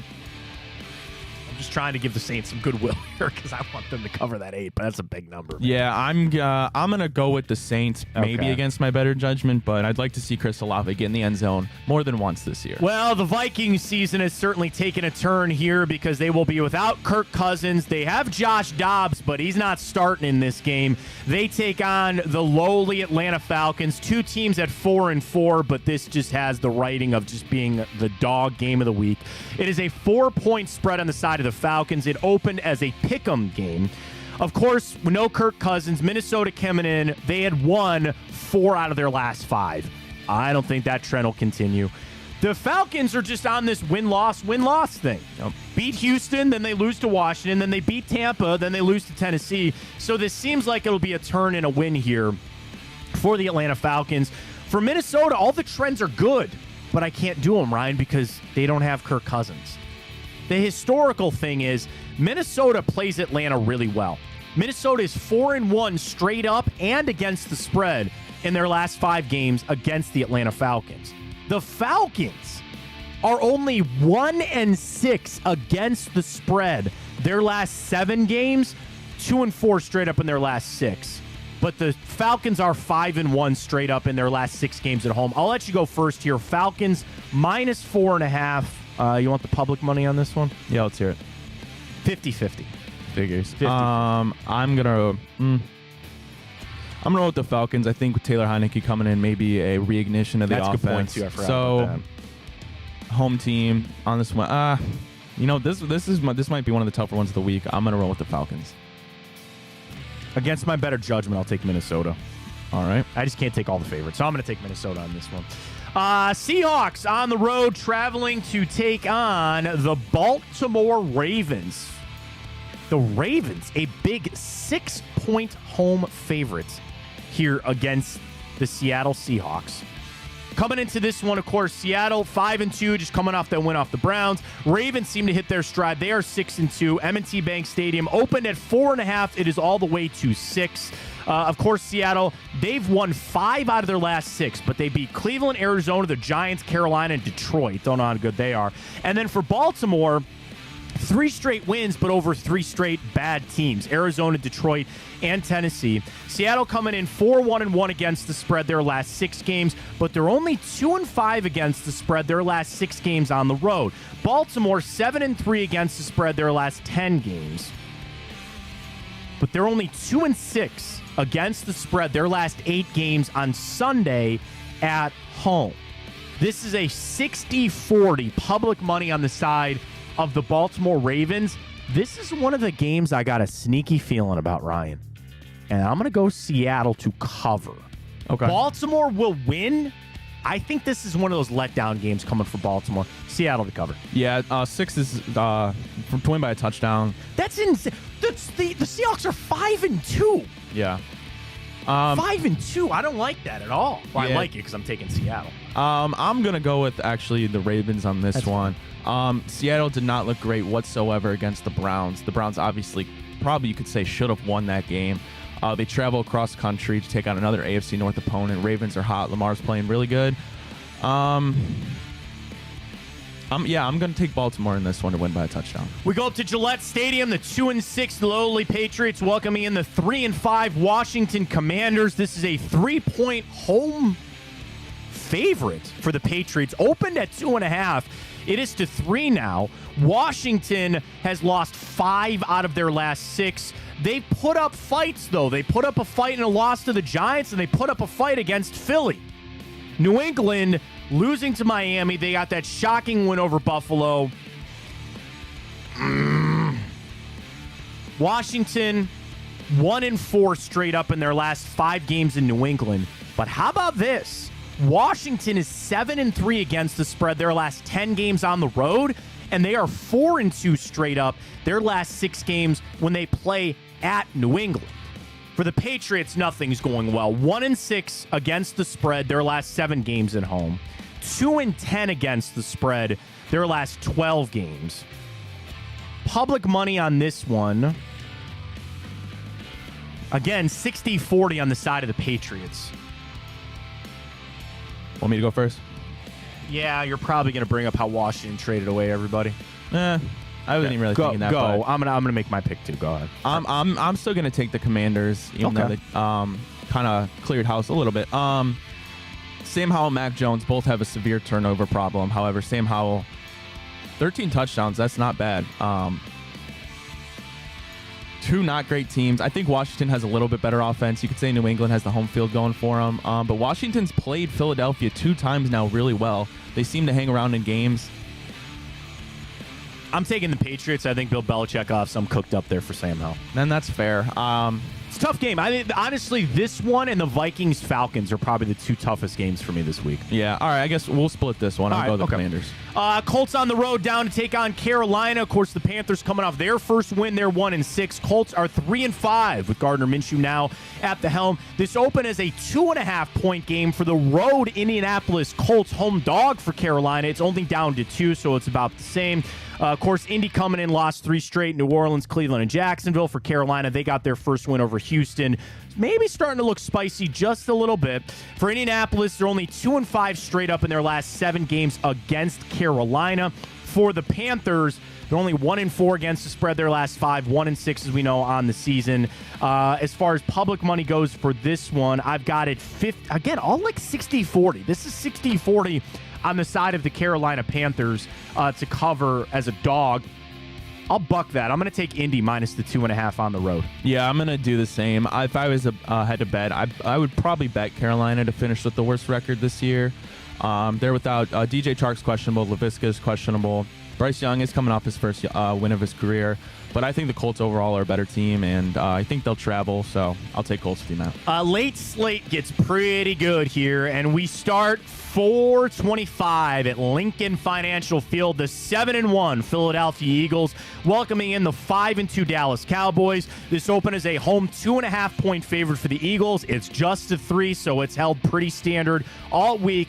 For Dallas, 2 wins over the LA teams is their last one. For Philly, we know they're on the roll. They beat Washington. They beat Miami to overcome that kind of shocking loss to the Jets. Dallas coming in 5-2 against the spread their last 7. They are also 4-1 against the spread their last 5 games against Philly, and also 4-1 straight up in their last 5 games in Philly. I know that was a big thing, Ryan. Dak Prescott's 3-0 in his matchups against Jalen Hurts and the Philadelphia Eagles. For the Eagles, 6-1 straight up in their last 7 games at home. They are 9-4 against the spread their last 13 games at home, went on a Sunday as well. Public money on this one, again, 3 on the side of the Eagles. Sorry, I gotta scroll down. I always accidentally close my public money window. I don't know why I do that. 63-37 on the side of the Eagles. And I'll take Philly in this one. Yeah, I'm going to take Philly as well, Matt. I'm sorry. Dallas has now entered my list. I don't trust them. Yeah. I do not trust them at all. And I think Philly exercising some demons here might do it against Dak and get it done. I'm shocked this is only a 3, to be honest. And I've said this ad nauseum this year, but Dallas at home and Dallas on the road, 2 completely different teams. I really just can't sit here and take Dallas. I'm going to take Philadelphia. I would even bump that spread up. I think Philly wins by a touchdown here. Oh, wow. I was going to say I like it at 4.5, maybe even 5.5. I would take it 6.5. All right, I like this one. Real dog of a game at Allegiant Stadium. The Raiders going to have to. They fired everybody. They benched Jimmy Garoppolo. you might say that would turn things around for them a little bit. The Giants come to town. They're going to start Danny Dimes. He's back off the injury list. 3.5 for the Vegas Raiders is what it opened as. It's down to a 1.5 for the Vegas Raiders. Damn the trends. Make our pick here. I'm feeling really good about the New York Giants in this one, Ryan. I think they're starting to turn things around just a little bit there in New York. Yeah, they lost to the Jets in that close one. Danny Dimes back. They're starting to get Barkley more involved. Raiders, Giants, Raiders 1.5 favorite. Right. Yeah, it's a tough one, right? Aiden O'Connell getting the start, the nod there for the Raiders. Just cleared house, cleared GM, head coach. I want to say I believe Danny Dimes will come back with a little motivation fire under his ass, especially when Tyrod Taylor went out there and got a win. So I'll go with you on this one, although I'm not very confident, but I'll take the Giants. All right, Sunday Night Football, the Buffalo Bills traveling to take on the Cincinnati Bengals. What we all love to see, Joe Burrow. It is Josh Allen. The Bengals, 4-3, starting to turn things around just a little bit. Cincinnati coming in. They've won 4 out of their last 5. San Fran down. Seattle down. Arizona down. A little bit of a shocking loss to Tennessee earlier in the month. For Buffalo, they're up and down. So just in the month of October, they beat Miami. Then they lose to Jacksonville. Then they beat the Giants in a low-scoring one. Then they get upset by New England, and then they come back and they beat Tampa, although by just a touchdown in that game. This is 1.5 on the side of the Bengals. It opened at that. Actually, I'm sorry. It opened as a 1.5-point favorite for Buffalo. It's now a 1.5-point favorite for the Cincinnati Bengals. Some quick trends before we get to Sonny Gupta from Tipico. Buffalo coming in. They're only 1-4 against the spread their last 5. And they are 1-4 against the spread their last 5 games against the Bengals, 2-5 straight up in their last 7 games against Cincinnati. For the Bengals, turn it around, as I mentioned, they are 9-1 straight up in their last 10 games at home. I don't want to make this one of my locks, but I feel really good about this pick, Ryan. Buffalo Bills will win that football game. Give me the Bills plus that 1.5. Right. Yeah, it's a great game. It's going to be an awesome game. An emotional game for sure, especially with that's right, DeMar Hamlin. That's right. The last time it just seems like Bengals. Every team has another team's number, and it just kind of seems like the Bengals are that team for the Bills. Home team here. Bengals are hot. I'll go Bengals. The only thing is, I think Cincy, as hot as they are, I think they're going to stumble. I think they'll stumble at a point, so we'll differ on that one. Bills and Cincy. Can we get right to Sonny? I think he joined us. Is he ready to go? I believe so. All right, we bring in Sonny Gupta from Tipico. Use that code BIGPLAY150. Sonny's heard some of our picks, and I'm maybe glad that I didn't get to see Sonny, because some of those picks he's probably looking at, it's like, ew, what are you guys doing on your pro picks there? We bring in Sonny Gupta joining us from Tipico. Use that code BIGPLAY150 when you sign up. $50 deposit. Get that 150 in bonus bets plus that future bet coming up with our friends at Tipico. Basketball's rocking. We know, of course, college football. That's where we'll start with Sonny. Actually, as we bring Sonny in, the first thing, was there a pick that you heard us make there, Sonny, that you were just like, oh my God, that was terrible from our pro slate? Or did you like most of our pro slate picks there? So I am all in on the Bills this week. I know you guys just covered this. Yes, Cincinnati has had their number, but this just feels like a must-win for the Bills. I know that division, it looks like Miami's going to run away with it, even though the Bills are only 1 game behind. It just feels like the Bills need this. The momentum has not been there. Their defense is obviously banged up, but I'm looking for Josh Allen to have a huge game, and I'm riding with the Bills. I like it. All right, we'll get to the pro stuff with you in a second, Sonny. We'll start college football, as we always do. I'll just open it up. Obviously, you can go bet on the national championship. What did you think of the college football rankings as it came out? And if at all, does that impact the book as you guys sit there and you think about where you're putting your lines and there's games and still to be played? But as you look at Tipico, what did you guys, if any impact does the college football ranking have on your guys' odds for the national championship? Yeah, so it doesn't impact obviously the next week's odds. It does impact the futures. However, we didn't really move much because it seemed to be pretty chalky. Obviously, the Georgia-Ohio State flip was a little bit surprising for us, but Ohio State was already favored because of the big win over Penn State to make the playoff. They had the highest odds. So this wasn't very surprising as a release for this first week. Yeah, that's a great point too, Sonny, where it seems like they wanted to rock with Ohio State had a tougher schedule, or they've played more top 25 opponents, so that kind of makes sense there. But to hear, to your point, that it really didn't shift, because I know a lot of people out there, if you're really on Michigan or Georgia, you might see, oh, they're not one. You would love the books to react that way, but that's not really what happened there. We know that those teams will probably still be in the playoff and fight for a national championship. Right, because Ohio State, even if they lose to Michigan now, they're almost a lock for the playoff. They have the big wins. They would only have one loss to the best team in the country. So, they don't need to worry about that. Let's start with Ohio State. Of course, now number one. They get that number one against them. 1 o'clock kick. It is on the road in Piscataway, New Jersey, as they take on Rutgers. This is 18.5. I always crap on Rutgers, Sonny. I don't like them. I think they've been a waste to join the Big Ten.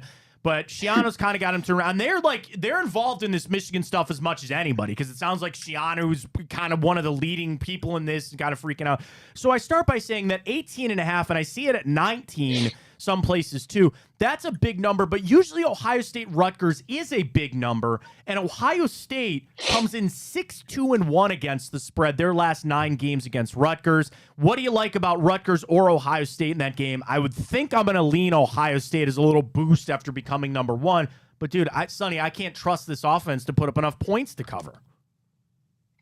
That has been the problem. That's still the narrative, right? Is that can they score? Obviously, Marvin Harrison's look great, but the rest of the team, there's a lot of question marks. So right now, actually, Tipico has it at -19. It was at minus -18.5. We're seeing a lot of action on Ohio State. I don't see why you wouldn't want to sprinkle some money here on Ohio State. Obviously, you'd expect it to be in the 20s if they were at home. I love Ohio State here in this spot to cover. Some other big games, we will go to 3:30. It's Oklahoma State, number 9 for the Sooners, number 22 for Oklahoma State. It's Oklahoma -6. And then the other big one in the SEC, also at 3:30. So now we got to split screen this thing. Georgia, Missouri, 15.5 for the Georgia Bulldogs. I like Georgia in that matchup a lot more than I like Oklahoma. I think the Sooners might start fading here just a little bit. For the 3:30 slate there, Sonny, do you like either the Oklahoma State or Georgia, Missouri game? I'm all over Georgia. Okay. This felt personal from the college football playoff committee here. Georgia has, they've had the success in recent years. They have not lost a single game as the number one team. If I'm Georgia, I would be pretty angry that I'm not the number one team right now. They go in with the expectation of winning a national championship. They've only won. Carson Beck has actually looked pretty good as of late. I think that Georgia tries to make a statement here. And then to the late games, which really it's a pretty good late slate of games. So we have Michigan, Purdue. That's a big 32.5. You've got Washington, USC. I've got that at 3 for the Huskies. And then Alabama, LSU. That is in Tuscaloosa. Customary home favorite for 3 there for Alabama. Anything you like from those 3 games on the late slate Saturday night? Yeah, so I'm staying all the way away from this LSU-Alabama game. I have no feel for it at all. The public is split 50-50 on it, on both the over-under and the -3. So this feels like a stay away. It feels like a coin flip. Obviously, sprinkle some money in if you're watching the game and want some fun action there. Michigan, 32.5 points is a lot of points. So if you want to ride that, I don't want to watch Purdue play football. I know Michigan's going to take care of business, so I'm staying away from that one as well. This Washington USC game, this line makes no sense to me. Washington only being -3. I know Michael Penix does not look the same as he did earlier in the season when he was a Heisman favorite, but I don't know why anybody would have confidence in USC right now, because they have Caleb Williams. They're only getting 3 points, but no, this should be Washington running away with this. I know that USC is at home here, but I am all over not only the -3, but I'm taking some of the alternates right as well. Sonny Gupta joining us, of course, sportsbook manager for Tipico. Use that code BIGPLAY150 when you sign up to get the bonus bets, and you can bet with us all season long, all across Big Play. All the sports are rocking as well. To the pro slate, Sonny, we welcome in the Cardinals here in Cleveland this weekend. It's an 8-point game. What do you think, Deshaun? Did that line move already, assuming Deshaun Watson is going to play? Because I feel like 8 is standard if Watson plays. I'm assuming he's going to play. I'm guessing everybody kind of thinks that. So I guess my question is, should people jump on this 8 now thinking it might go up with an official announcement that Watson is going to play, or do you think it'll stay at 8 going up until game time? Yeah, obviously, you being the local guy, you'd know more than me about his injury status, but I have to You'd assume like to there's think still that, another. Sonny, but I actually don't, because nobody does. Nobody has any idea what a subscapularis muscle is or how bad it is. Sonny, I'd love to tell you I know more about his injury, but I have no idea.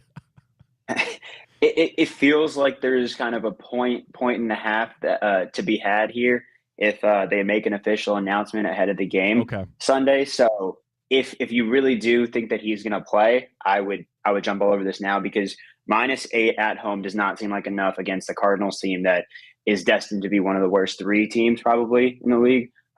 So I have to assume that they are pricing in some doubt that he'll play. Okay. The Germany game now, we've talked about the New London games before and just the impact on the spread with that. I got this rule, Sonny. I'm Thursday night and international games. I usually take the dog and the under, and it pans out. Now, last night the Steelers got a cover. I did take the Steelers. I felt really good about that, but the under hit. So when I look at the Dolphins-Chiefs, I kind of almost want to stay away from the spread, but a high 51-point total. I know the NFL wants them to go over there and score 100 points for the international crowd and watch Patrick Mahomes and Tua and Tyreek and all Kelsey and all this other kind of stuff. But 51 seems like a high point total. It's a 1.5 for the Chiefs. This is technically their home game.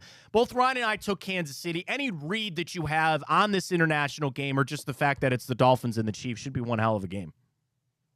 Yeah, so I was watching Get Up this morning. They were talking about how the Chiefs didn't get in until yesterday.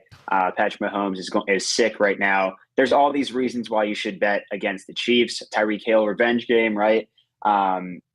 This feels like a spot where, the Chiefs are coming off a bad loss that they'll want to really tune it up. Do we know if Taylor Swift's going to be there? I have no idea. Yeah. I don't know. It's a great question. Yeah, I'm sure that'll move on. That would be a real test of girlfriend, boyfriend. Like, all right, it's easy to go to Kansas City. It's easy to go catch a game in New York. You jumping on a plane to go for a 5-6 hour flight or whatever it would be to get over to Germany. I don't know, that's a real tester right there. Yeah. Is this now a long distance relationship that they're in? I mean, we need these answers, right, before we can really make an educated bet. But no, I really think McDaniel is motivated here. They have no wins above 500 opponents. So this feels like a spot where you take the money line on the Dolphins. You stay away from that over-under, because we have no idea what the Chiefs will bring here with Mahomes being sick. So, yeah, I'm riding with plus 105 on the money line for the Dolphins. Right now, the public is actually more on the under. 67% of our money is on the under in this game, and they're split 50-50 on this spread. Starting to get that out there, Sonny, a little bit with the people about the under and the international on Thursday night. I'm swaying just a little bit here on Typical Sports, but I don't know what to tell you. 2 other big games for us on the slate. Cowboys-Eagles, 3 on Typical right now. It is at Lincoln Financial Field. I think this has it's going to be a great football game. So many people bring up that Dak has really had Jalen Hurts' number in the Eagles. But I got to tell you, Sonny, I really like Philly in this game minus that 3. Your thoughts? So actually, sorry, why do you like Philly -3 before I go into it? I think they're like they were last year. I think they're on a little bit of a mission right now. And I think they are kind of rejuvenated. Like the Kevin Byard trade was big and all that, but I think they see the rest of the league maybe taking a step back. Like San Francisco's not the same team that they thought they were. And specifically maybe the NFC. And this is a chance for them to really cement themselves, not that they aren't already, cement themselves in more, but exercise a demon against those Dallas Cowboys. And as the Eagles are really checking off all these boxes, I think beating Dallas is high on that list for them. Plus a division game, it gives them such a big lead in that division. And really, I don't buy the Cowboys. There's something about the Cowboys that I can't get on with them. Like, yes, they're a good team. I look at that offense and I go, it just doesn't do it for me for some reason. So I think it's a combo. I feel good about Philly, but if I really had to tell you, Sonny, what I think it is, I'm not buying the Cowboys for some reason. I've never bought in on the Dak Prescott hype train when he first came into the league. Obviously, it's reversed now. Now people are pretty off of Dak Prescott. But from what we've seen recently, I think that the Cowboys can put up points. I think that's not their problem. It's, do I trust the Cowboys defense to stop Jalen Hurts right now? AJ Brown is really in the MVP conversation. Both sides, I think, will put up points. Do I really know who's going to score more points? No, I love this over. 47 still is a lot of points, but I love the over here. Right now, the public is actually 80% on the over, with the Cowboys at +3 having 80% as well. So Cowboys, maybe that's just Cowboys Nation traveling here, but the people are on the Cowboys and they're on the over. Final one for you today, Sonny. We get to Sunday Night Football. Bills, Bengals, 1.5 down there in Cincy. I believe that the Bengals are fixed. I think they're back. Joe Burrow's healthy. I do think there's some other problems on that offense. But I also know that on this run that they're going to go on, or that they are on, they're going to lose another game. And I think this is the game. I think it's a good team with Buffalo. Same thing. They're trying to reestablish who they are. It's going to be a great game. I'm really excited. I took the Bills plus that 1.5. Your thoughts on that? I could not love an under more than I love this game's under right now. Yes. So what do we have right now? We have a struggling Bills defense. I think their DC is squarely on the hot seat right now. I know that they have injuries, but they can't stop anybody. And they look bad. Josh Allen, I think, will come into play. But this is a good Bengals defense. I think more than anything, what's being underrated is how the defense has actually stepped up as of late. Joe Burrow obviously looks great as well. I feel like this is going to be one of those 17-16 type games here. Okay. I love the under. The public, however, is 75% on the over at 50. I know with the Sunday night game, you kind of root for points and want to have a fun game, but I couldn't love an under more than I love this under. So this is my lock of the week, by the way. It's under 50. Right there for you, Sonny. Right there on Typical. Let's do I'll it. ride with you, man. I'm in. I'm all in for you. Sonny Gupta joining us as always on Fridays. Typical Sportsbook Manager. Use that code BigPlay150 when you sign up. You just heard it. Sonny just guaranteed it. I'm putting a 15 spot right there on the under 50. Done. Locked it in. Sonny, really appreciate your time as always, and we'll talk to you next Friday. Thanks, Matt. Have a good one. Hey, Sonny, real quick before you Yeah. go, just because me and Matt are going to be diving into college football later here, and we kind of differed on this. How do you view that if, let's say, Alabama does go ahead and win out until the SEC championship, and then they go face Georgia? So they're both facing one loss. Do you see a real scenario where they put Alabama back into that playoff picture?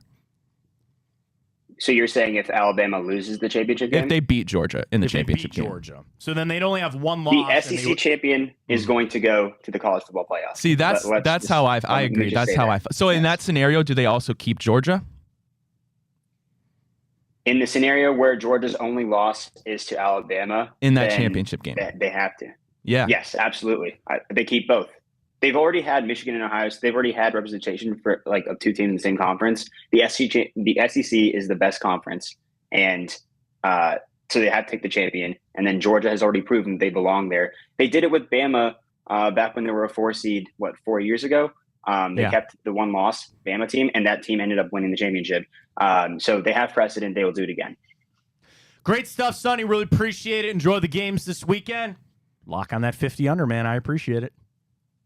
Have a good one, Matt. There you go. Sonny Gupta from Typico. Get all your bets in. Follow along with us. We didn't even gloat to Sonny that we went 12-2-2 last week on our pro picks there, Ryan. So appreciate that. Let's catch a break. I want to dive back into the pro stuff. I want to get into the Browns as well as this game. I think it's really lining up. And again, where Sonny mentioned about maybe that line moving a little bit, we're gearing up, getting ready to go for Deshaun Watson to come back. I'm ready for it. What do you expect if Watson plays? That all comes your way next. Matt Fontana Show right here on Big Play. Follow us on Twitter at Big Play. Chico coming up 12-2. And all of our shows all week, get it at Big Play. We're on Twitter. We're on Facebook. We're on YouTube. We're everywhere. Big Play. Where you need it, when you need it, how you need it. More NFL stuff, more Deshaun Watson discussion next. Stay with us.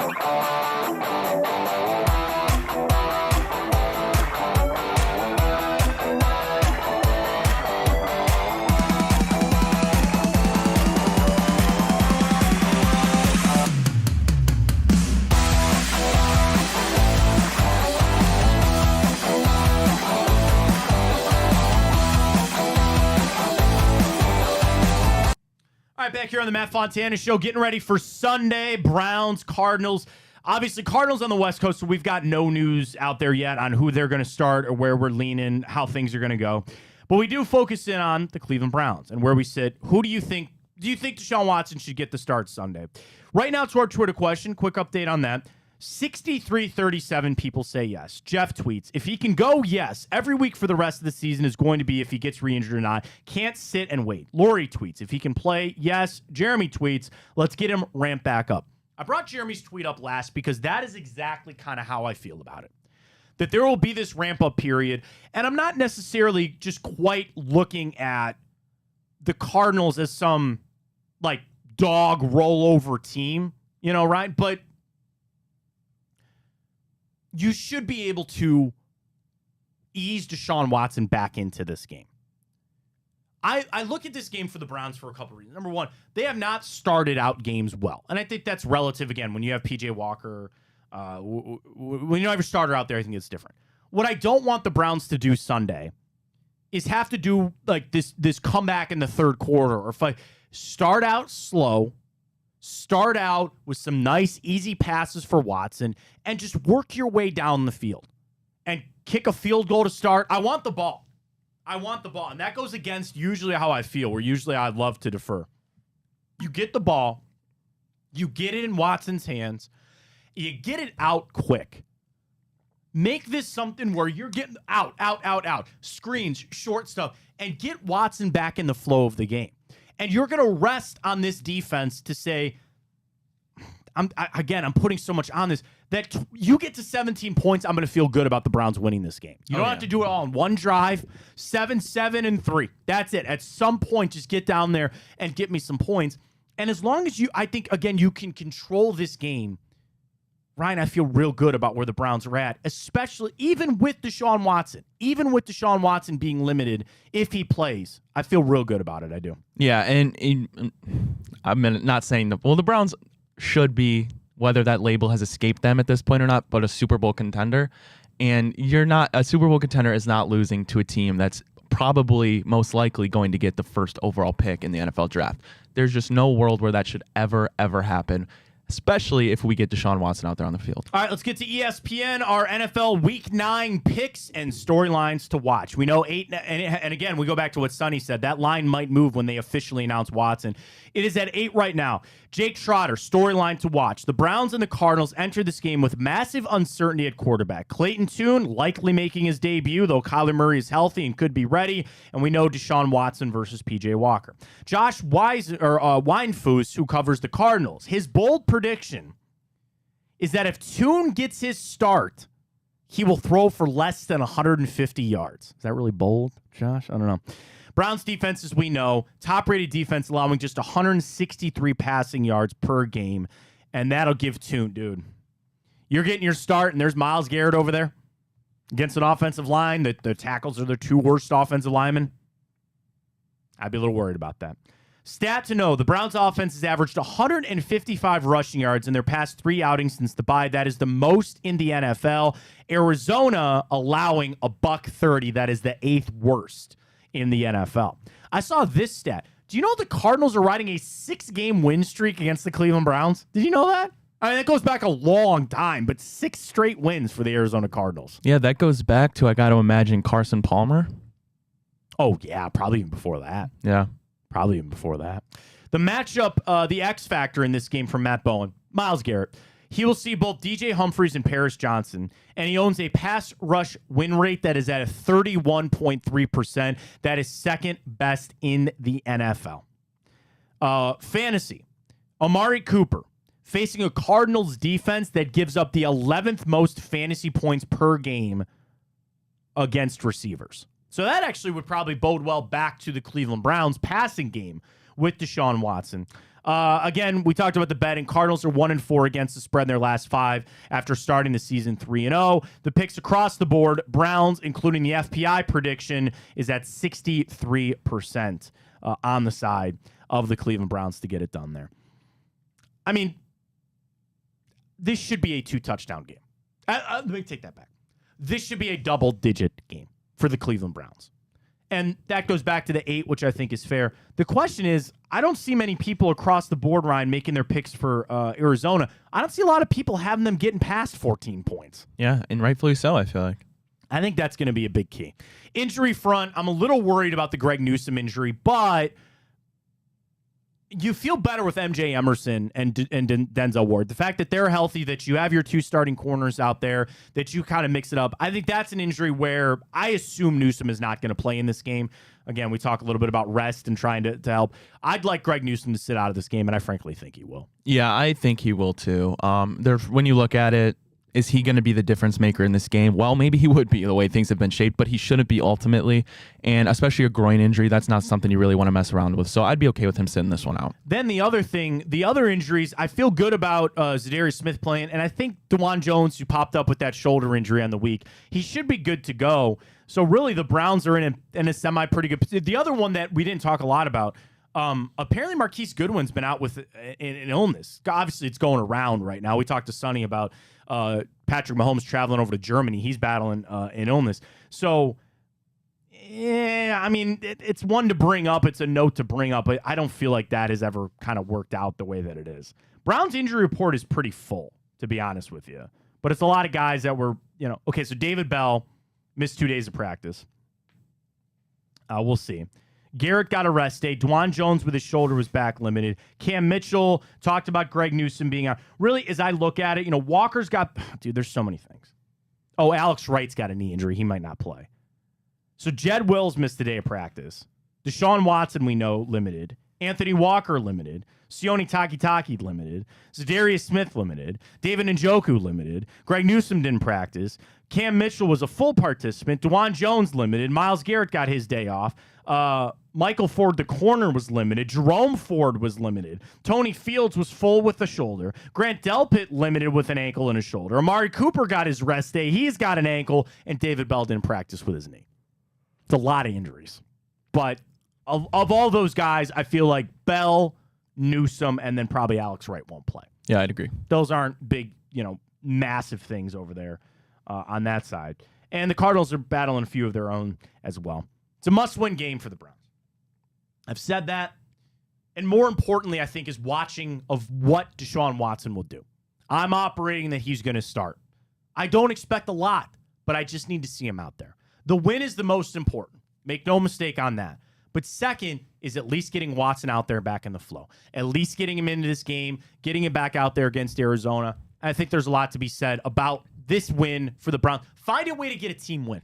Find a way to get, however you need to do it, get a win. There's no business losing. I'll take the Browns -8. We don't do our picks for Typico with the Browns. We don't put that bad juju on. But nonetheless, Ryan, I think this is a big win for the Browns, and they'll get that done. Yeah, I agree with you, and they certainly should. But let me ask you this, Matt, and I don't know. Obviously, this would be up to Stefanski and Deshaun. Let's just say in a scenario, and this would be an awesome scenario. I'll manifest it, right? Sure. Let's say we go into halftime and something, and let's say the Browns are just dominant, right? We're up 21-0 or 21-3, and that's just how the ball rolls into the first half. Would you ever consider, or do you? I guess the better question would be, do you think Stefanski and Deshaun would consider maybe not playing the second half? No. Again, just for reps. Now, the thing is, when you're up by that, if you go into that situation, then I'd feel really good about just saying, well, we're going to just dumb the offense down here a little bit. Sure. Like, I'm just going to get out there and throw some, just do the short stuff. Just get back into the flow of things. That's what I would do. So I hope that that's the case, because then that affords you to kind of change things on Watson, protecting him a little bit more. The one thing I'm going to watch a lot Sunday, too, is how quickly he gets the football out. Yeah. Sean Watson's pretty quick on that release anyway, but I think you get it out of there quick. You don't try to mess with it. Don't let him take those hits. They got a lot of different guys that can get after the quarterback. We'll see. Let's get to Ohio State. Buckeyes 18-point favorites against Rutgers. And I go to Bill Connolly, who writes about who he thinks is vulnerable. Ohio State Rutgers. Ohio State's win probability is at 86%. This is a game in which the defense hold the rankings on advantage of both sides of the football, but it probably goes without saying that Ohio State's offense has a much better chance of finding a matchup and advantages over Rutgers. Are you at all worried about? Dude, I crap on Rutgers all the time. I've got no fear in them. They are 6-2 though, Any pause for concern on Ohio State 18.5 against the Scarlet Knights? I don't have any. No, I don't have any concern. And like you said, both the defenses are what has been the point of, for lack of better terms, point of attack for the teams to be winning. I believe Rutgers, their pass defense is actually, it might be top 5 in the country. I believe I heard on the Anthony Schlegel show. But Ohio State's defense is even better. I believe they're one of 3 teams that haven't allowed a 40-yard play this season. Right. I don't expect it to be necessarily that high-scoring game, but the spread was what, 19.5? 18.5. 18.5. Not sure I would bet the cover just from the pattern we've seen with Ohio State this season, but cause of concern, no, it shouldn't be a close game whatsoever. Do you buy into Ohio State wanting to make a statement after coming out as number 1? I do a little bit. And Rutgers, real quick, just in their Big Ten games, 24, 7, 13, 27, 31 points. I don't think they have an offense. Talked about the defense that Bill Connolly just brought up with Ohio State. I don't think that they're going to have an offense that's going to be good enough to put up 20 points. So that's where Ohio State, you're asking them to get to 30 or 42. That worries me just a little bit. Yeah. I kind of agree with you. And another thing on the Anthony Schlegel show, God, I love watching that. But they talked about Greg You Schiano. get that show, Ryan? Sunday nights. Yeah, exactly. And they talked about Greg Schiano, and obviously he has his ties to Ohio State. But nonetheless, he's a coach that, a lot of teams that aren't on the level or even close to the level of Ohio State, they tend to play the game more of, let's not lose by a ton of points. Let's try to make it close so we don't look, horrible at the end of the game. But Greg Schiano, a guy like him, loves to pull out all the trick plays. He's going to utilize everything in his bag. And you know what? That might bode well then for that Ohio State cover. 18's a sticky number. Sticky number. What you might do, and I do this from time to time, wait for the game to kick off. Hope Rutgers took the ball and went down and scored a field goal or something like that. That line might come down a little bit. Or even if Ohio State takes the ball and then they punt on their first drive, that'll knock off a point or two. So maybe that's a game that we just kind of wait around to see how it opens up for Ohio State. Let's get to the betting. Let's get to the Cavs tonight as their play-in tournament debut as they take on the Indiana Pacers. It is out in Indianapolis. This is a 2-point favorite for the Cavaliers, which I think is interesting. Trends in this one, and these are all relative. It's new, new season, all that kind of stuff. We know the Cavs have struggled. But against the Pacers, the Cavs are 7-2 straight up in their last 9 games against the Pacers, but they're only 1-4 against the spread their last 5 games against the Pacers. You flip it over for Indiana. They're only 4-9 straight up in their last 13 games. I can't pick an over-under on this. Then trends go back and forth on the over-under. I'll place my bet right now. I'll do it on Typico Ryan. I'm going to go ahead and take the Cavs minus the 2. Yeah, I think they're going to get a little bounce back. We'll watch to see Karras. I'm assuming he's going to be back and playing. Certainly Donovan Mitchell, but the question will be Darius Garland. Yeah, well, the interesting thing is we've seen earlier in the year, obviously, the Pacers did beat the Cavs in Cleveland. This time they're in Indiana. So, anything could happen, but... And I'm assuming this line is kind of, it seems as though it's set without Darius playing. Yeah, I think it'll move if he plays, maybe a point or two. So just that being the fact, I would pick up the Cleveland 2.5 right now while it's at that, because I do expect if Darius comes back, it to jump by a point or two. I do too. So we'll jump on that as well. A lot of action tonight. Got a little college football. Certainly got Ohio State. We'll be good to go for the Browns on Sunday. Ryan, let's get to it. Our big play bracket of the week. Kind of apropos that there's been streaming issues all week that we've seen. I even had trouble with Amazon Prime last night. Yeah, so to reboot it there. I think so. It's not totally updated, but we did see. I believe, honestly, Matt, it might still be tied for one of them. Let's go. At Matt Fontana Show on Twitter. So HBO Max and Netflix. HBO Max is destroying Netflix. Yeah. And the other one, Hulu Disney, that was at 53-47. 9 minutes to go. Right now, Hulu and Disney Plus, 50-50. So I don't know if we can, who are advancing to the finals. We might have to find out on Monday to see how it goes with that.